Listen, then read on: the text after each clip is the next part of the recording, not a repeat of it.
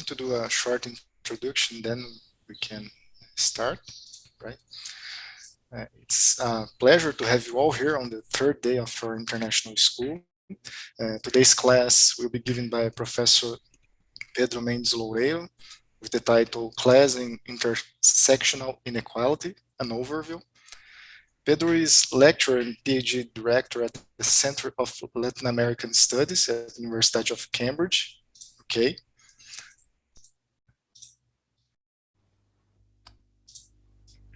Sorry, I have a technical issue here. One of his main research topics encompass different aspects of the political economy of Latin America, focusing on inequality, structural change, and development strategies. His work shows a strong commitment to interdisciplinarity and pluralism. Pedro also has published many book chapters and several papers in leading heterodox journals. On behalf of the organizing committee, I would like to thank you again, Pedro, for participating in the school. As usual, following the presentation, the floor will be open for questions and comments. And so, Professor, the floor is yours. Thanks very much. Let me begin by thanking both the organizers for inviting me. It's a big pleasure to be here, albeit virtually. And for me, I did my master's at Unicamp, so it's always a pleasure to return in a different capacity and continue to engage with the very exciting work that's going on at Unicamp. And thanks very much for all the participants as well. It's brilliant to have all these people from different places. And with all of the undeniable challenges and heartfelt issues that the pandemic has brought, it's nevertheless a pleasure and an opportunity to be able to engage this widely, things that would otherwise perhaps not have been possible. So making the most of it, let me begin the presentation. Thanks very much again. So as Alex said, my name is Pedro. I'm a lecturer in Latin American Studies in the Center of Latin American Studies in the Department of Politics at the University of Cambridge. And I'll present today what is very much an overview of different approaches to class and intersectional inequality, with empirical illustrations for Brazil and Argentina. Let me share my screen here. Here we go. I suppose you can all see that. And if you, there'll be, of course, time for questions and answers towards the end, but should you want any clarification questions as I go along, do feel free to raise your virtual hands, or if I, for some reason, do not catch those hands, then unmute yourself and just give a shout out. We can have an intervention and clarify anything that goes on. All right, it's an overview session. The number of slides that I've got here is way beyond anything that I can cover in depth, but the purpose is to give you bits and pieces here and there that can be helpful in your own research going forward. So I will, of course, share the slides afterwards. I'll send them to the organizers and they will make them available to you. And my email is in the first slide here. So do feel free to get in touch if you want to discuss any of the aspects in greater depth or discuss how to use them in your research and so on and so forth. But this does mean that I'll go very quickly indeed through some things I won't discuss at all during the presentation, but they'll be in the slides and they might be helpful going forward. Having said that, I will go through some notes on inequality measurement, on groupwise and sourcewise decompositions of inequality, and on parametric decompositions of inequality, mostly Oaxaca blinder and recentered influence function or RIF regressions. And this is a methods-orientated bit of my presentation. And then I'll move on to more empirical illustrations in the case of Brazil and Argentina, focusing on class analysis in one case and intersectional inequality in the other. Hopefully trying to demonstrate a bit what is the added value of these kinds of approaches, what kinds of questions it can answer, and give you a hint of sorts of how you can address that in your own work. Okay, so the first thing I'd like to bring up here is what do we talk about when we talk about inequality. There's a lot of interest nowadays in equality. Naturally, heterodox economists, sociologists, and other people in the social sciences have been interested in inequality for a long time. The mainstream in economics has caught up with that, but it's not always clear what do we mean when we talk about inequality and why does it matter? Why should we care about inequality and in what ways? I just want to raise some issues here that we can approach inequality in terms of different outcomes and different units of analysis with very different purposes. So sticking for the moment to economic inequalities, we can discuss inequality of income, inequality of wealth, of net wealth, of a series of different monetary variables of importance. And they bring particular challenges in terms of explaining them and measuring changes and so on. But there's no reason to restrict ourselves to monetary categories.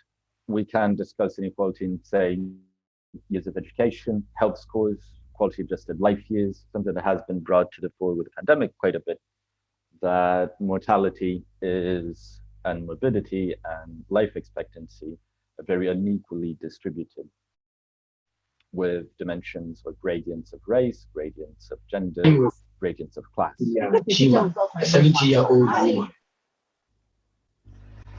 And we can discuss inequality in these things. And we can discuss inequality in a uni or multi-dimensional setting. It's usually done in a unidimensional setting, so you choose either income, either wealth, or something else. But you can have multi-dimensional indices of inequality as well.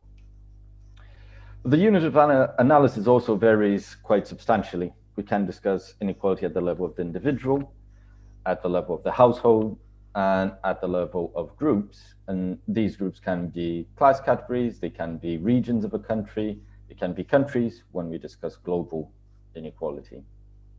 And again, these will bring different theoretical considerations to them, such as intra-household dynamics, if you want to study the household, such as group dynamics, if we want to study, say, ethno-racial inequality. Within the more restricted preserve of economics, this has usually been the case of discussing personal versus functional distributions of income, when the functional distribution of income is usually meant to be the division of net output in terms of wages or profits. So how much of the net product goes to workers, how much goes to capitalists, to put it bluntly. Whilst personal income inequality tendentially, or more commonly, is understood to be inequality of individuals or households across a distribution, and we calculate things like the Gini index of inequality and so on. But then again, you need to understand what's the purpose of what you're doing. If you were discussing the functional distribution of income, why does that matter? Is that related, let's say, to determining investment functions, which is a big strand, of course, of post-Keynesian economics? Is it related to understanding class power? What is the power that capitalists can mobilize in an economy versus workers? Or is it something else? Same thing with the personal distribution of income. You can address very different questions through these things. And bear it in mind as we go along, and whenever you're doing something, that the choice of index that you... Should I carry on? Okay.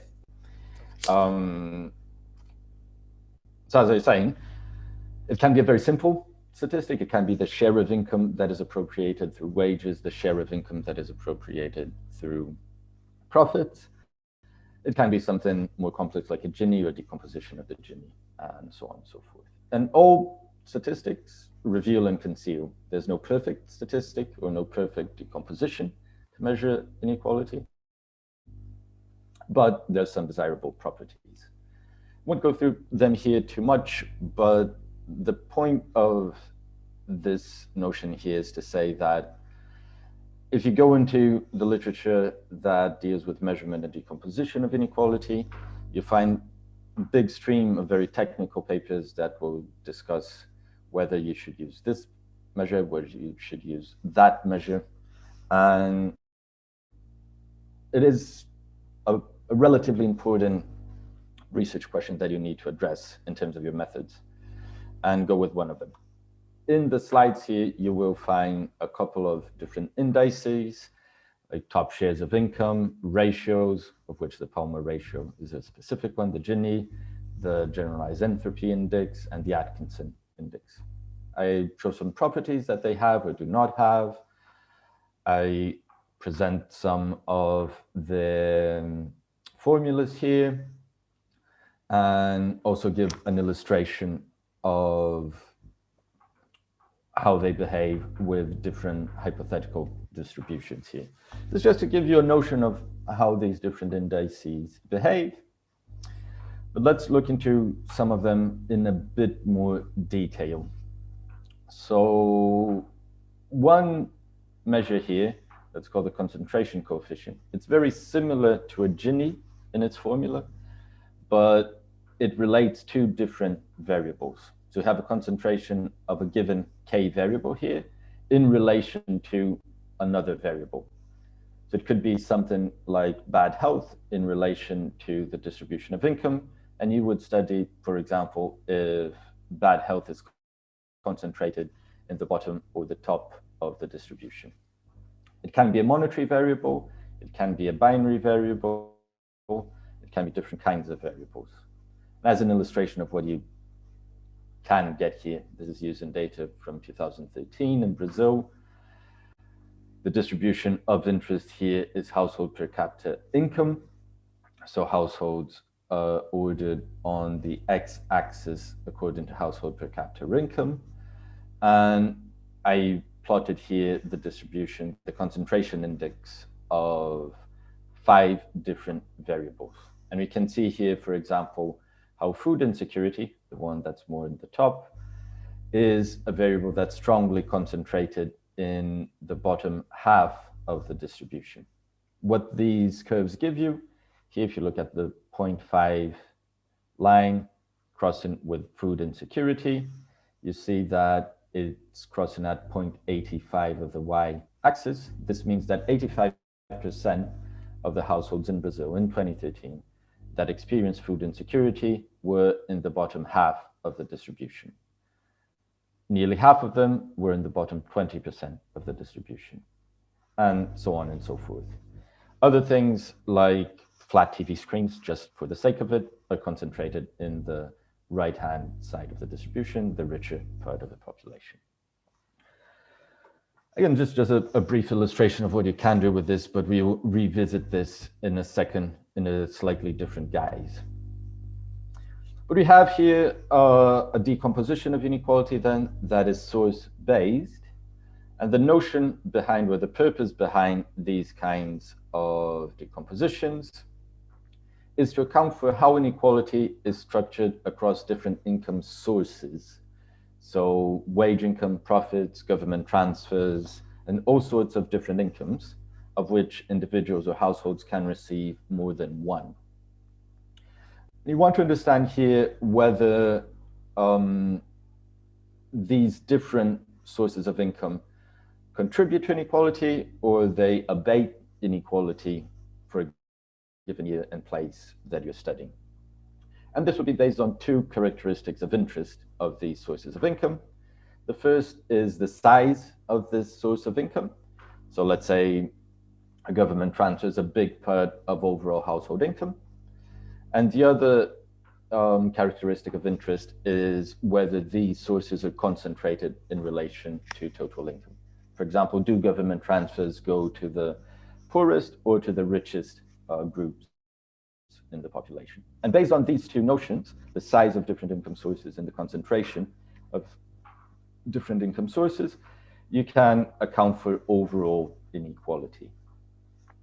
As a note, this is usually done with Gini indices because the generalized entropy indices of inequality do not deal well with 0 value incomes. So given that most households will not receive all sources of income, the generalized entropy indices are not prone to this sort of decomposition. We don't need to worry too much about the formulas here, but what I want to highlight here is that if you have individual income comprising H different sources, so XHI is the source, the Hth source of income of the Ith household, you sum that to total household income. You have here the share of total income that a certain source accounts for. And you can express overall inequality, the Gini index of income inequality, as a sum of concentration indices of these H different sources and their sizes in the total distribution of income. For example, if you have just two sources of income here, let's have H1 stand in for wages and H2 for profits. This formula here gives you personal income distribution in relation to the functional distribution of income. So you can relate these two concepts if that is at all relevant for your research. So one thing that I want to bring forth here is that there's a lot of flexibility in how we address income inequality, its decompositions, how we study it, how it changes. And there's a lot of space for research that explores the margins and articulations of these different sources of income. And you could have, for example, something that at the same time addresses class inequality between capitalists and workers. So the functional distribution of income here, the share of profits and of wages in national income, and inequality within classes, the spread of wages in a given distribution. So how do different categories of wages, how do different sizes of capitalists participate in the competitive struggle for income and the distributive struggle? Then move into, and of course you can also have a dynamic version of this. So we use the same decomposition, but instead of looking at it only in one point in time, you look at how it changes over time. And this then becomes a decomposition that is expressed in terms of changing concentration of sources of income and change in sizes of sources of income. So you would say something like the income inequality in a given country has decreased over this period of time because A, income support government transfers have increased, or B, because wage income has become better distributed over time. And you can account for these changes in this way. And again, just for a bit of an illustration here, if we take the household per capita income in Argentina, classified according to sources of income, we can see here, for example, that the income of professional workers was very much distributed towards the richer half of the distribution. So those after here, 95% of professional labor income was in the top half of the distribution of household per capita income. When, on the other hand, other social security transfers, such as conditional cash transfers, were very much concentrated in the bottom half of the distribution. Right, put here the concentration indices for these different sources of income for Argentina. Concentration indices being these CHY here that I had previously indicated. And to strike a bit of a comparison here, if we classify, same thing, but not for Brazil, not for Argentina, but rather for Brazil, income sources over time, and these are the shares of these different sources in total income. And you see here, I'll go into some more detail related to this later on, but we can see things like the income share of professional labor decreasing, and to an extent, the income share of social security benefits with conditional cash transfers increasing over these 2 decades. We can also look into how the concentration of these income sources changed over time. And the big difference here, of course, is how this component of income, which is social security benefits, became much less concentrated over time. And this is essentially because of the introduction of a small but much bigger form of social security in Brazil through conditional cash transfers. And based on these 2 things, share of household income sources, concentration of income sources over time, we could have a dynamic decomposition of the income distribution in Brazil from a source perspective. Okay, moving rather fast here, but will be more of an empirical illustration of a slightly more proper one towards the end. But for now, let me go through a couple of other ways we can approach income inequality here. And this is a group-wise decomposition of inequality. And the purpose now of these kinds of decompositions of inequality, there are many ways to decompose inequality group-wise, but it's to account for how inequality is structured across different groups.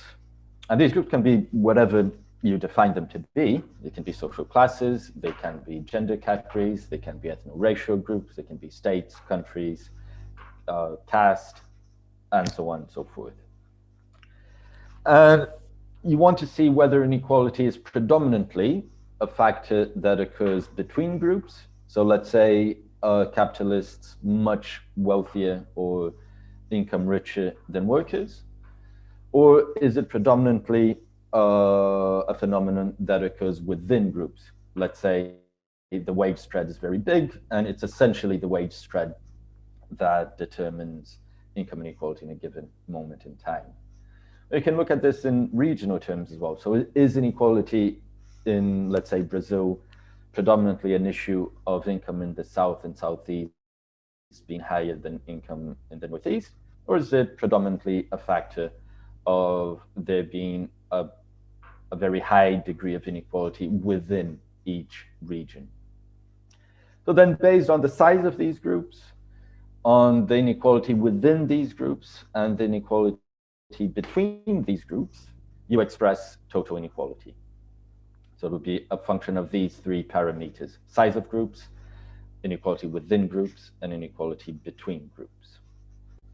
And depending on the particular decomposition that you use, you can also investigate stratification or overlapping of groups, which I will explore in a bit.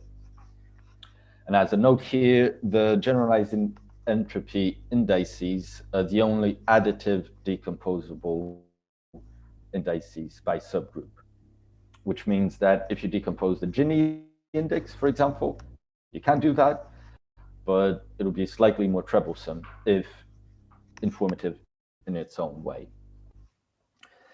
Carrying on, again, I won't deal too much here with the formulas, but this is the general formula for the generalized entropy family of inequality indices.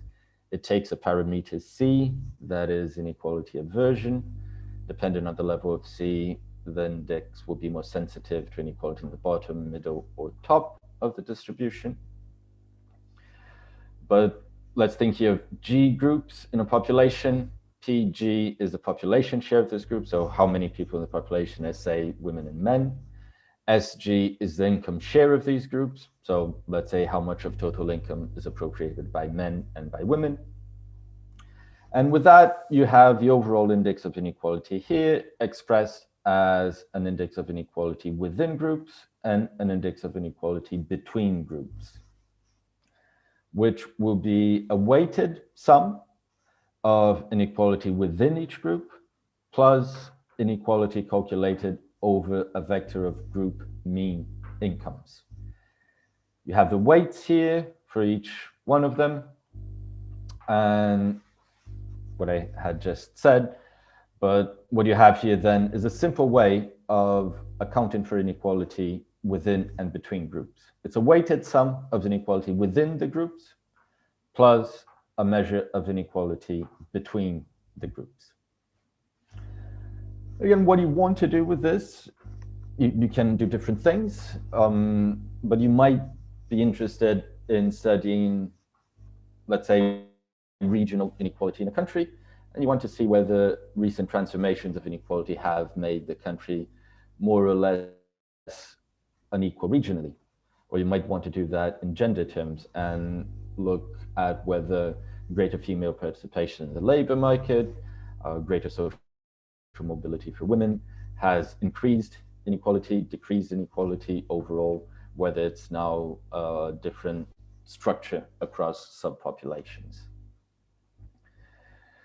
And you can do this with the Gini index as well. This is, as I said, more complicated, but what you get with this here, and let me just focus on the final expression here.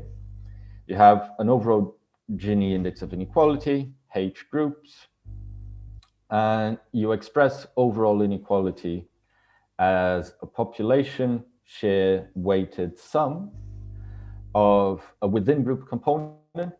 This within group component here is expressed in terms of relative income, the Gini index, and an overlapping parameter, and a between groups component that is relative income of the groups and their average rank in the distribution. Let me just have a short say here about what overlapping means in these distributions. And here, just a couple of hypothetical distributions. In this case here, you only have between groups inequality. So group 1, 2, and 3, they all have the same income within the groups. You do have overall inequality because there is a difference of average income between the groups, but no within group inequality. Here, you only have within groups inequality because on average, the income of the three groups is 2, but they have a spread within them. In this case, you have both within and between groups inequality, but there's no overlap. And there's no overlap because if you look at the top income of a group, it does not overlap with the range of income of the other groups. So the three groups occupy totally different spaces in the distribution of income. And in these cases here, you have different levels of overlapping. So you can see that this group here, it is in the same space of income of the other two groups. This might sound all technical and slightly abstruse, and I'm afraid to an extent it is, but we can also derive some interesting and relevant analyses based on that. And as a very, very short representation here, what we have here is the mean rank of class positions in Brazil in 2003. And classes here are ranked according to each other, and towards the right-hand side here, you have the average rank of the classes. So if you look at large employers here in Brazil in 2003, on average, they were at 0.91 of the distribution of income in Brazil. Small employers, professional workers, and so on and so forth. And you can rank one in terms of the other as well. If you look at this year, so 2003, professional workers in Brazil were on average at 0.81 of the distribution. When we move over to 2013, they fall a bit to 0.77. And if you look at overlapping, the overlapping index, the smaller the number, the more stratified is your distribution of income. So large employers here with an average overlapping index of 0.24. This means that they are very distinct stratum in the distribution of income, very separate from the others, very much at the top. And let's again look at professional workers in Brazil here. 2003, they had a measure of 0.52. 2013, they increased by almost 20% to 0.59. And what this means in terms of the distribution of income is that professional workers, who are essentially the middle class in Brazilian society, they came to share income space more with other classes, and particularly with classes below them in terms of status and income. So whilst in 2003, you had professional workers much more as a definite stratum in the distribution of income, separate from other groups. In 2013, they were much less stratified. They had to share their space in income with other groups. Now, this is purely a statistic, but one could do research, for example, to explore whether this dimension of the middle class in Brazil come into share space in the distribution of income with low-skilled workers is related to, for example, the political dimensions of the middle classes in Brazil having, can use a different words for this, but in one way or another, having become concerned, vocal about sharing spaces in society more broadly, be that having to share flights with lower income individuals in Brazil, be that sharing the space of cities with them, higher education, and so on.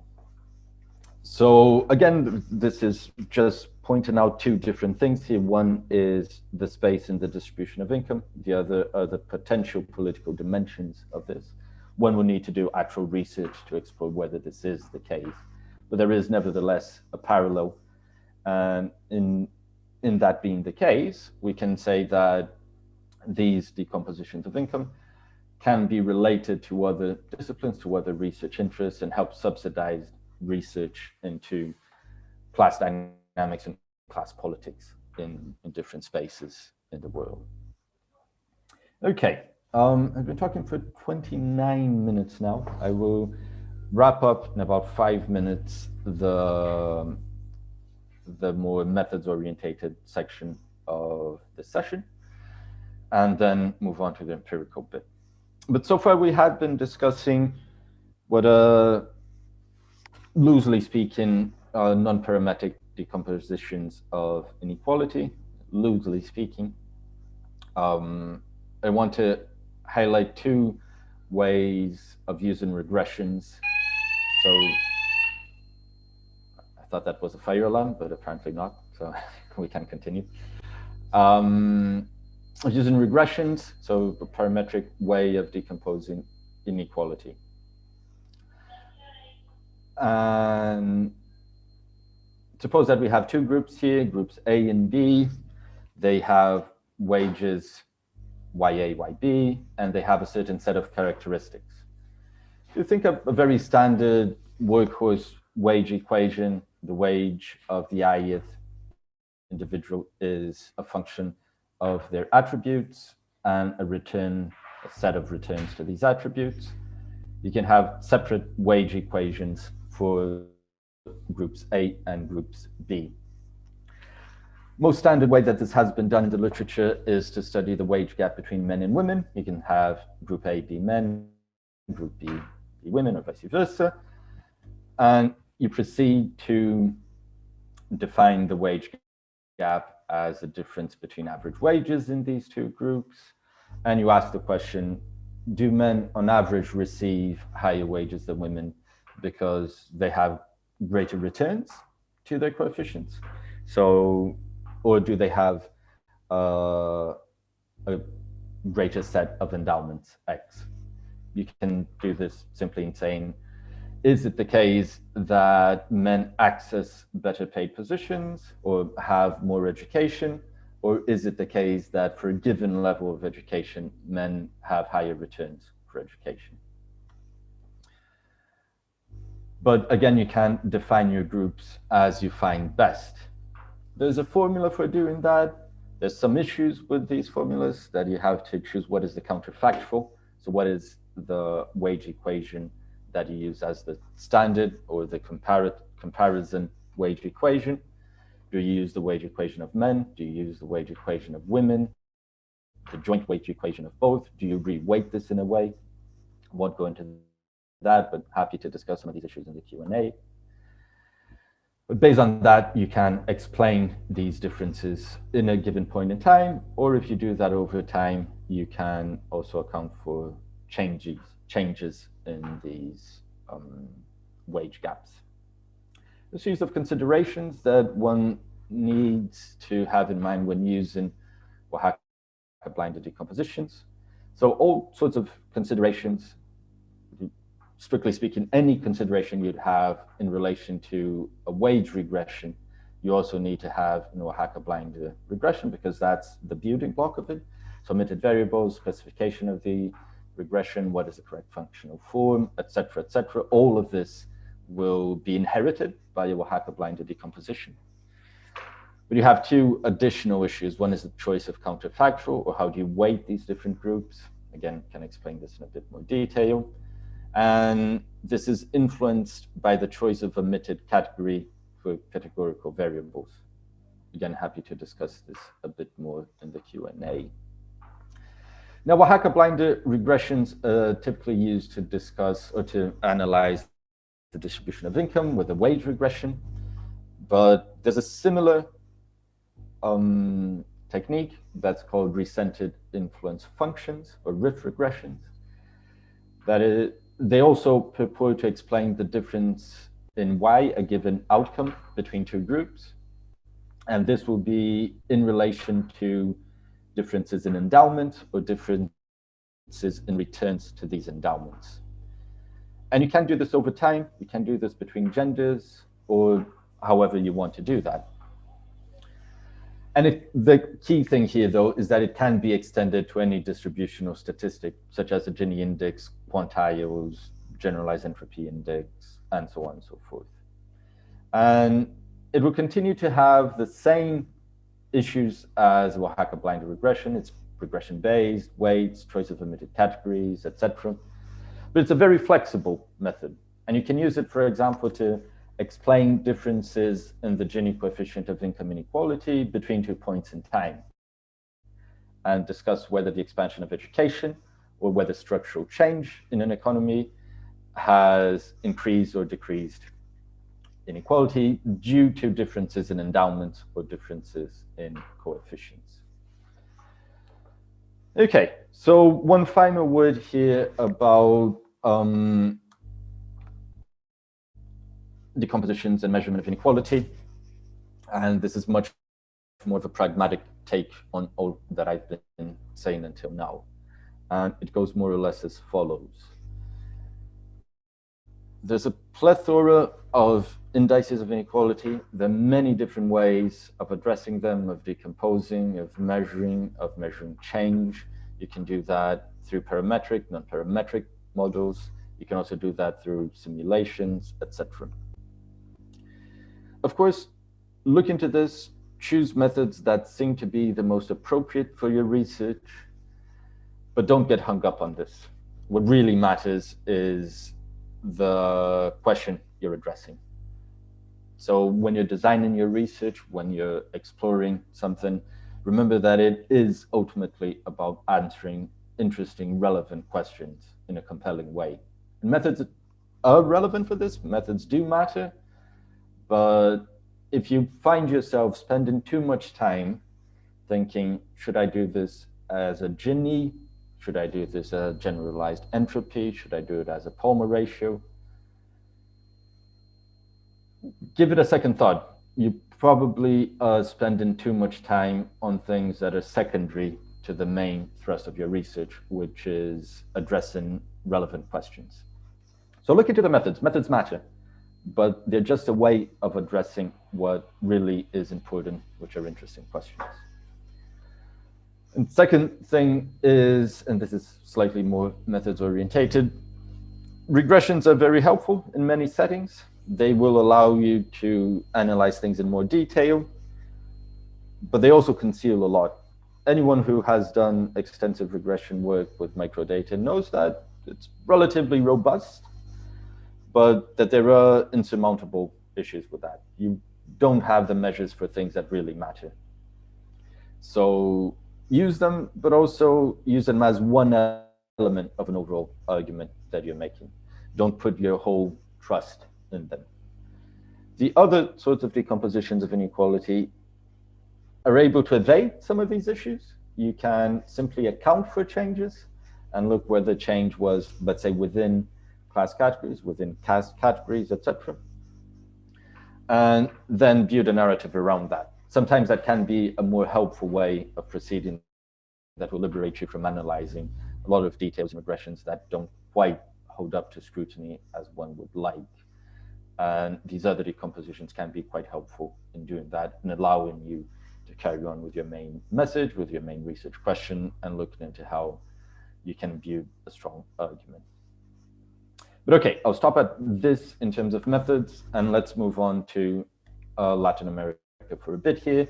I will explore class inequality, and I will explore intersectional inequality in 2000s and 2010s in Latin America, but more specifically in Brazil and Argentina. All right, so let me set up the reason for why we should care about inequality in Latin America during this period of time. And this initial graph here, the points that are plotted there, we have on the x-axis the average GDP per capita growth rate, roughly between 1990 and 2000. So if you're to the right of the zero here, this country had positive GDP per capita growth rates. If you were to the left, you were in a period of economic crisis in this definition. On the y-axis here, we have changes to the Gini index of household per capita income. And if you were to the top side, it means that income inequality was increasing in these countries. If you're to the bottom of it, income inequality was decreasing. Essentially here you have this quadrant is economic growth with concentration of income. This is economic crisis with concentration of income. This is economic crisis with deconcentration of income. And this is growth with redistribution. And you can see that during the 1990s, most countries were here. And what we see when we change to the 2000s, so now we have an arrow that points to roughly what happened between 2000 and 2015 in these countries. A couple of countries, Dominican Republic, Mexico, etc., they slowed down growth. They moved from right to left, but they moved into the income deconcentrating quadrant here, progressive growth. Paraguay was a bit of an exception. But the main movement that you see in Latin America from the 1990s to the 2000s and 2010s, or early 2010s, is this from right to left, from top to bottom, meaning that growth accelerated and that income began to be deconcentrated or redistributed during this period of time. And you find most of the countries here in the bottom right quadrant, which is growth with income redistribution. And if you look at Argentina and Brazil here, Brazil had less of an intense movement, but still very much in the same direction of the trend. Argentina had a stronger movement between these two periods of time, and it had very, very fast growth, comparatively speaking, and quite an intense process of income redistribution during this time. And this is also important because this was very much going against the trend in Western countries during this time. So now this is, let's say, the golden age of Western capitalism. You had during the 60s until the 80s, or up until 1980, growth with income redistribution in a select number of countries here. And when you move to the post-1980s period, they have exactly the opposite movement that happened in Latin America. So to the left and up, growth decelerated and growth and income was concentrated during this period. So Latin America during the 2000s and early 2010s had a difference in terms of its own history, so it changed track from the preceding period, and it was going against core economies during this period. So there's a particular interest in studying what happened in Latin America during this period. And finally, one third thing here is these graphs here of GDP per capita relative to the US. So if you have 0.25 here, it means that GDP per capita in a given point in time was a quarter that of the US. And this is from 1930 up until 2015 for these select countries here. And what happened was that during this period, the 2000s, early 2010s, you had, in most cases, a small narrowing of the gap in relation to the US. So GDP per capita in Latin American countries got a bit closer to the US. Not much. If you look at what happened, for example, in Brazil during the import substitution industrialization period, a much more intense process of catching up with the US. Same thing with Mexico, and so on and so forth. But nevertheless, a widespread process of minor catching up with the US. So the pink tide, these left of center governments that were in power in Latin America during this period, what's at stake when we look at them? There's a continent-wide process of inclusive growth at different speeds. Some countries grew faster, some countries redistributed more income during this period, but it was spread across the continent. It's a modest catching up with the US, but it also exhausted itself after about 10 years, give or take, depending on the country. So it was a unique period in the political economy of these countries, but one that was relatively short-lived. And then what I want to explore a bit here is what can a class analysis tell us about the changes in income inequality that happened during this period.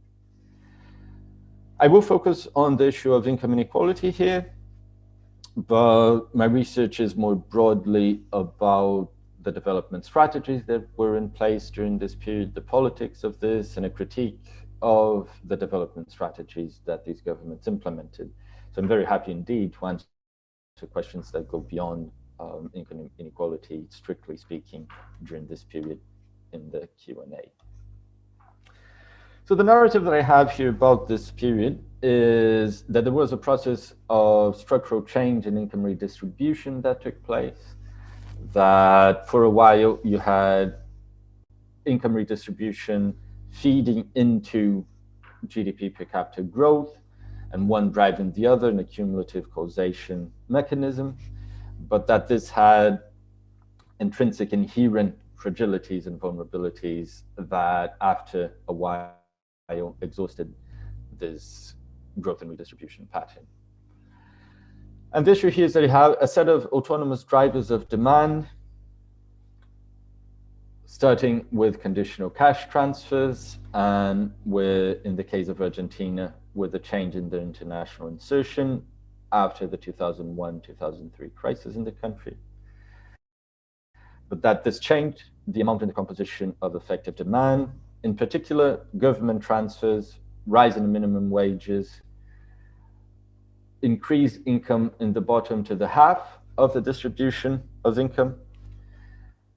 And this led to a change in demand, an increase in the demand for wage goods and services. So let's consider wage goods and services the kinds of goods and services that workers generally consume. And there's greater demand for that. With greater demand for these wage goods and services, there was a greater demand for workers to produce these goods or provide these services.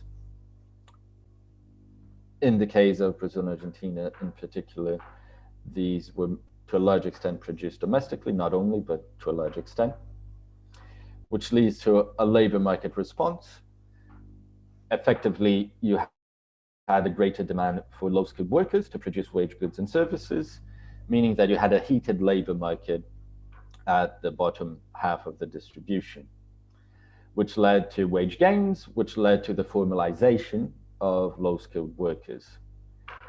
But wage gains and formalization for low-skilled workers, then again, a change to the amount and composition of effective demand, increasing the demand for wage goods and services, reinitiated the process. So what started as an autonomous set of demand drivers from the government, with conditional cash transfers, with changes in the pension schemes, and particularly with minimum wage increases, became a self-propelling market mechanism that led to greater demand for wage goods and services, greater employment of low-skilled workers to produce them, greater wages and labor formalization for low-skilled workers, reinitiating the cycle.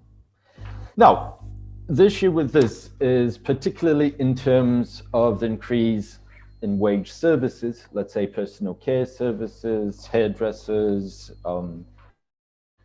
food and lodging outside of the household. Greater wages tend to be passed in these sectors to prices. So you had cost push inflation in these sectors. And on the other hand, these sectors, these forms of wage goods and particularly wage services, they are a form of structural change that is regressive in the sense that these are not technology intensive sectors. These are not sectors that have dynamic productivity gains. If your economy, essentially, if your economy starts to grow towards restaurants, hairdressers, personal services, you won't expect strong productivity gains to rise in the medium term. You're not having the kind of technology intensive manufacturing or the knowledge intensive services that can drive catching up and structural change in a progressive way over the medium term. And the exchange rate policy emerges here as a factor that can work either at the cost push inflation or at the structural change side of these issues. If you overvalue your exchange rate, you will make domestic production more competitive in terms of price, at least internationally, but you will increase cost push inflation by making foreign goods more expensive. On the other hand, if you overvalue your exchange rate, this means that you will have cheaper imports, countervailing inflation, but you will make your domestic output less competitive internationally. You reinforce the negative or regressive structural change that was in place. What you didn't have in Latin America generally, and in Brazil and in Argentina specifically, was the forms of industrial policy or infrastructural policies that could boost productivity, that could change the sectoral and trade patterns of these economies in ways that would stimulate medium-term progressive structural change that would alleviate these two constraints here, which meant that over time, these pressures would accumulate, and the process of growth and redistribution would ultimately become unsustainable in these economies. I'll illustrate some of these points and focus on income inequality. This was to give a broad overview of what I have of an interpretation here in the economic side of things. And this slide here shows us the change in employment structures throughout Latin America. And you can see that this is very consistent, that there was a decrease of agricultural employment with structural change within, or productive reorganization within agriculture, the rise of agribusiness, etc. And a smaller but still relevant decrease of manufacturing employment with deindustrialization throughout the region. And the sectors that rose the most were construction and retail trade, retail and wholesale trade. And construction, mostly of popular housing, retail trade, mostly, I would argue, of wage goods and services. So given some evidence for that interpretation at a broad level. The key income supporting policies that were in place, not just for Brazil and Argentina, rise in minimum wages were by far the most important one. 70% rise in the minimum wage, real rise in the minimum wage in Brazil, spread more or less evenly throughout 2003 and 2013. Argentina, the minimum wage triples in real terms between 2003 and 2007, and then it's more or less constant after that. You had conditional cash transfers in both countries as well, more in Argentina than in Brazil in terms of the size of these transfer programs. Brazil transfers about 0.5% of GDP through Bolsa Familia. Argentina transfers about 0.8% of GDP with Huache, and they're both on similar conditional cash transfer programs. Also, a rise in public pensions in Brazil, particularly pensions at the bottom of the distribution. This is linked to the rise in minimum wages. This is linked in Argentina to a change in legislation that instituted non-contributory pensions, of which there is a similar one in Brazil with benefícios de prestação continuada. They're essentially elderly pensions for those who did not contribute to the regular pension scheme in both countries. To put things in perspective a bit here, Brazil was slightly above the mean of real minimum wage rises in Latin America. Argentina was very much at the top of minimum wage rises. But also shows us that, to a large extent, what happened in the 2000s was recovering lost ground in terms of real minimum wages from the 1980s and 90s, the transition into neoliberalism that cut real wages across the board. There were other drivers of redistribution, greater demand for low-skilled labor. As I said, there's some studies showing this. Lower labor informality also contributed to that.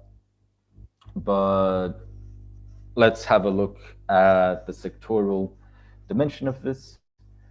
As I said, the interpretation here that I'm proposing is that employment increased predominantly in wage goods and services sectors. So in Argentina here, we can see that construction, trade, real estate, private health and education, and other personal services account for about 67% of total jobs generated during the period. And in Brazil, similar situation, about 80% of the jobs generated are related to issues to sectors such as construction, sales, lodging services, for-profit education, for-profit health, and services provided to families. Machinery and equipment, for example, a standard manufacturing sector responded for only about 3% of the jobs created in Brazil during this period. And if you look at the wages and the productivity of these sectors that created the most employment have below average wages and below average productivity, labor productivity here. Same thing in Brazil, below average wages, below average productivity. Show this in a visual way here. On the x-axis of the next three graphs, we have the number of occupations created in Argentina in millions. And on the y-axis, there'll be three different things. This first one is relative labor productivity. You can see that the sectors that created the most employment were the ones with lower relative productivity. They also had lower relative average wages, and they were also less capital intensive. So these were jobs created in sectors that were not capital intensive, that had slightly below average wages and below average productivity. So they were effective in redistributing income and increasing wages at the bottom of the distribution. They were effective in creating employment overall because they are labor-intensive sectors, but they were very much counterproductive when it came to driving a progressive structural change that could promote catching up over the medium term. Okay, so let's show a way of instrumentalizing class analysis here. So I'm using household survey data, and I create a series of class position categories, which are the ones that I had alluded to earlier. They're based on control over capital. So whether you need or not to sell labor power, essentially, are you a worker or are you an employer? Control over scarce skills, which means as a worker, can you negotiate your employment in better terms, or are you restricted to low-skilled occupations? And are you protected by the prevailing labor legislation? So are you a formal or informal worker? Based on this, I define 8 class categories. Here, large employers, those who employ 10 or more employees. By the way, data limitations is what leads to 10 being chosen here. Of course, someone who employs 20 employees is not a large employer in any meaningful economic sense, but that's what we can do. Professional workers, workers in occupations that require higher education, let's say engineers, physicians, that sort of thing. Formal and informal low-skilled workers, so workers in occupations that do not require higher education, and this is whether they are formal or informal. And 3 other categories that I won't detail here. So if you do an OG decomposition, the one that I had discussed earlier today, for household per capita income in Argentina, with households classified according to the previous 8 class positions that I identified, between 2003 and 2014, what we find here is that first, income inequality decreased very substantially by about 11 Gini points. And that this decrease was both in terms of within groups inequality and between groups inequality, but much more so in terms of between groups inequality. About 2/3 of it, even a bit more, was due to between groups inequality. And I also proposed that there were 3 different moments here that this redistribution occurred. An initial moment when Argentina is getting out of an economic crisis from mid-2003 to mid-2006, and formalization of low-skilled labor, the devaluation of professional labor, and this is what I meant by the impact of the regressive structural change, a greater demand for low-skilled labor as opposed to professional labor, given that employment was being procured in wage goods and services sectors that employ low-skilled labor, not professional labor, and lower unemployment. These respond for about 70% of the change in inequality during this period. The second period here, from 2006 to 2011, you can see that the real minimum wage that had increased very substantially now is essentially stable.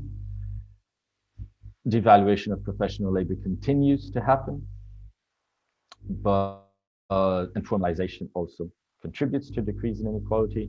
But now you have a different process here, which is a profit squeeze. This profit squeeze, I measure it as the change in relative income of employers, particularly small employers during the period. So this is a period where the distributive conflict is becoming tighter. This initial period here was a period where you could grow and redistribute income by relying on idle capacity. This period, the distributive conflict intensifies, and you start to have a profit squeeze. This final period, 2011-14, it's essentially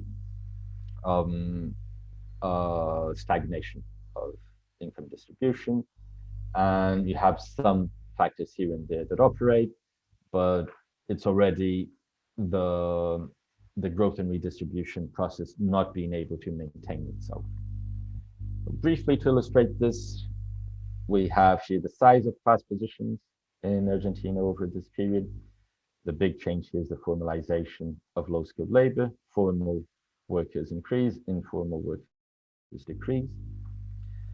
And if we measure the impact that this has on income inequality with the Gini decomposition, you can see that this responds for about 0.3, about 3 points, Gini points decrease, mostly during the first and second periods. If we look at the relative income of these class positions, so we have here an initial period where large employers are pretty much stable in their income. As I said, growth using idle capacity. Second period where they have a squeeze, a profit squeeze. We have small employers following suit and professional workers decreasing throughout most of the period.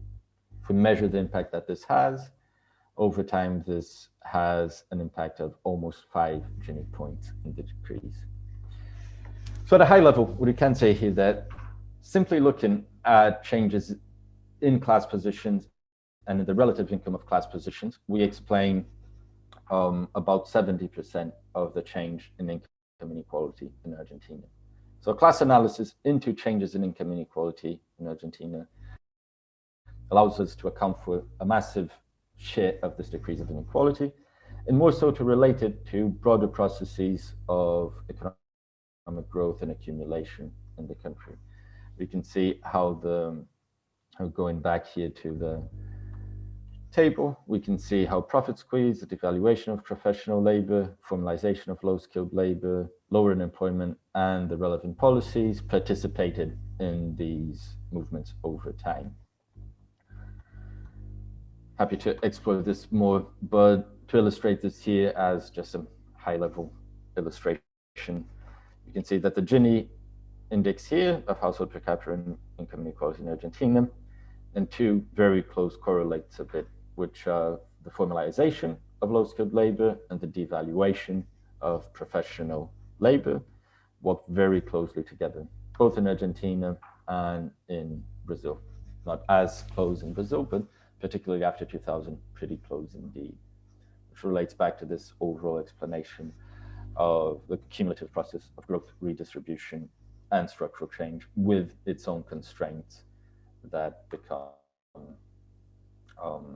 stronger over time. So broad remarks about this here. Have a series of income supporting policies during this period that have a set of sectoral effects with the regressive structural change that lead to growth and redistribution.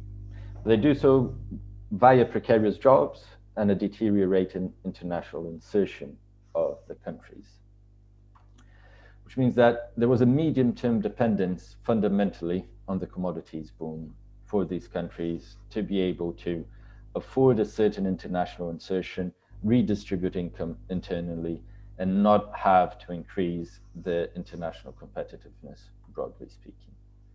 There's a combination of progressive distributive change with regressive structural change in these economies. And we can discuss the politics of this.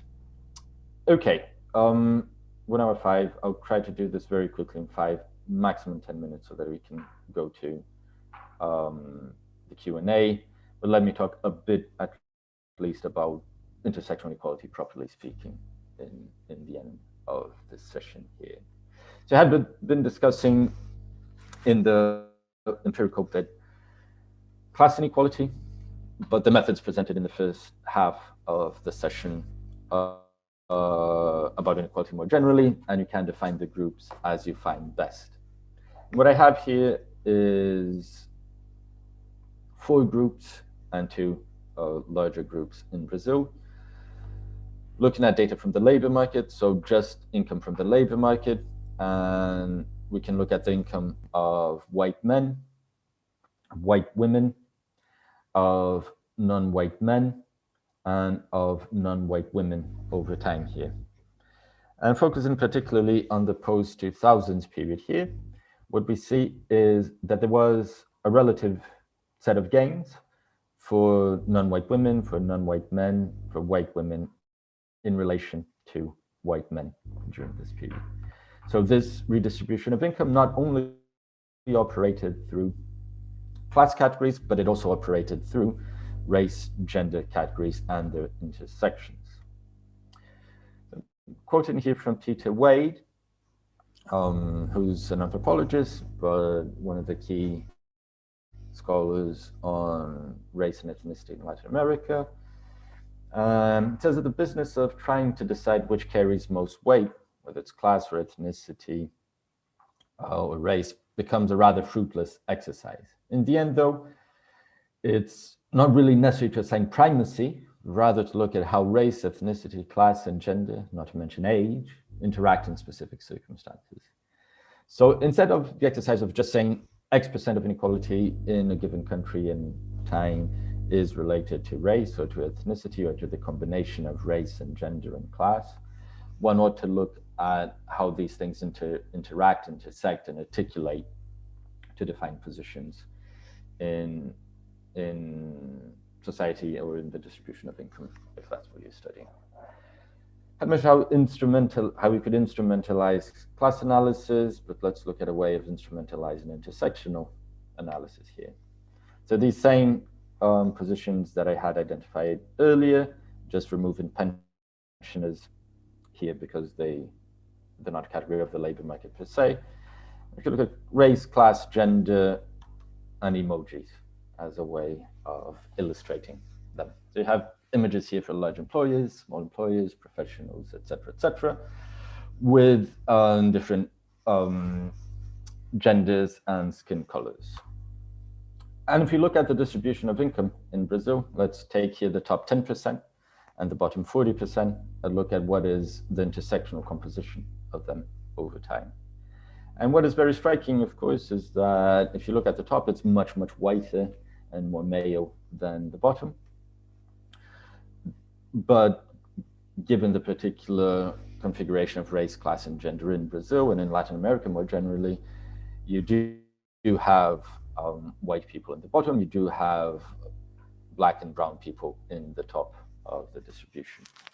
What I want to show here is that if you look at the changes here, they're not really that important in terms of the race and gender composition of them between 2003 and 2013. The bottom changes more, but the top changes much less. And if you look at this scaled by the relative income of these two top 10, bottom 40, and look at 2003 and 2013, despite the changes that were meaningful, that did exist, the continuities are arguably much more striking than the changes when it comes to this. But let's look at this in terms of, I want to look at the points 3 and 4 here, that when we're discussing intersectional income inequality, you have to look at the overall class structure, the size of class fractions as we had done, the relative income of class fractions. But for race gender groups, you have to look at the relative chances of, let's say, a white man versus a black man accessing a class fraction. What is the chance of someone becoming a large employer? And the point 4 there is once they access this class fraction, what is their relative income within that? So is, let's say, a white female professional someone who receives the average income of a professional, or does she receive a lower than average income after she has accessed this class position?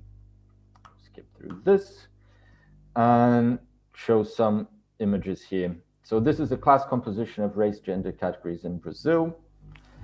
And we can see that they all move in a similar direction over these 2 decades here, but that the levels are strikingly different. So if you look at unemployment or unpaid positions in the labor market, white men have always and at all times had a lower rate of unemployment than white women, and more so than non-white women. So everyone gains, all of these 4 race gender categories gain in the post-2002 period, but they do so at very different levels. And if you look at the odds ratio of accessing a class position here, so 2 here means, for example, that a white man is on average twice as likely to be a large employer than an average person in the population, or that a non-white woman is about 50% more likely to be unemployed than average. And if you look at this here towards the end, although unemployment decreased for everyone, it did not decrease equally for everyone. And non-white women continue to be disproportionately affected, and even more so by unemployment than the average person. Move quickly through this and happy to address more. If you look at the last dimension that I had mentioned here, once these race gender groups access class positions, they're treated very differently. So white men, in whatever class position they might find themselves, they'll be above average, whilst all of the other 3 groups white women, non-white men, and non-white women, even if they beat the chances and manage to become, let's say, a professional worker, they will receive much lower than average income for professional workers. So a non-white woman, for example, will receive about 60% average income for a professional worker, whilst a white man will receive about 50% more. And if you look at this here, these relative incomes within class positions, they became sharper after 2003. So in a sense, this increasing process of accessing class positions that we had seen previously, this here that you show greater access to professional positions, came together with a sharpening of distinctions within class positions. So it's a reconfiguration of intersectional income inequality in Brazil. And what I have here, it's the final slide, is a set of Oaxaca blinder regressions for intersectional wage inequality in Brazil. They were done between 2003 and 2013 for all years, looking into the difference that occurs year after year, summing up this difference, and then looking at which variables explain the reduced wage gap that occurred for white women, for non-white men, and for non-white women between 2003 and 2013. I'll just highlight three results here. First result, to a very large extent, you have changes in position in employment and in the sector of employment as being the main explanations for changes in wage gaps, particularly for women, whether white or non-white. And this relates back to the overall interpretation of the pink tide and what happened in Brazil. Why? Because the kinds of jobs that were created were wage goods and services, goods and services related to care, to personal consumption, and these are gendered and racialized sectors, meaning that food and lodging and that sort of thing are generally provided by women. So the kinds of employment that were being created, female and non-white employment, and non-white female as well. First thing. Second thing, there is a change in demographics, sorry, not demographics, although that is also important, but I won't highlight it, part-time jobs. So the decrease of part-time jobs or the increase of full-time employment was very important for white women and non-white women as well, explaining between 15 and 30% of this change in income inequality. And finally, that education was, relatively speaking, not too important. And indeed, tertiary education, so higher education, the returns to that increased the wage gap, so went against this decrease of wage gap, meaning that white men, as this redistribution of income occurred, were able to reshape and reconfigure their access to privilege and class positions during this period. And we can discuss why this was the case. But I'll leave it at that. I hopefully have demonstrated a bit the kinds of different approaches and decompositions and methods and questions that we can address empirically about class inequality, about intersectional inequality in these countries. I'm happy to answer questions related to this or that go beyond this. And as I said, I also leave the slides with you later with a couple of suggested references. Let me stop sharing my screen here. And yeah. Thank you.